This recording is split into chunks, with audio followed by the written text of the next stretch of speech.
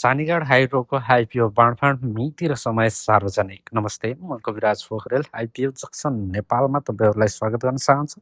आजको यस भिडियोमा तपाईँहरू सानीगाड हाइड्रोको आइपिओ बाँडफाँड कहिले हुँदैछ मिति र समय जानकारी लिन सक्नुहुन्छ। त्यसको लागि भिडियोलाई अन्तसम्म हेरेर साथ दिनुहोला।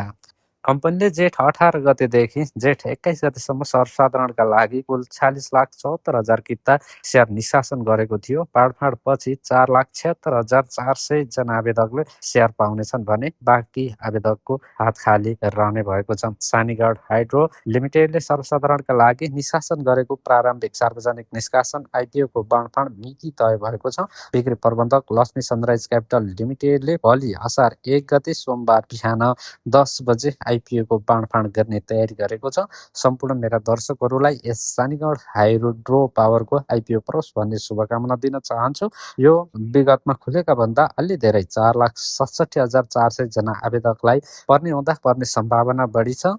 सम्पूर्ण दर्शकहरूलाई यस कम्पनीको आइपिओ परोस् भन्ने शुभकामनाका साथ भोलि बिहान 10 बजे लाइभ रिजल्ट हेर्न सक्नुहुन्छ। त्यसको लागि उपस्थित हुनुहोला। जय शेरबुजान।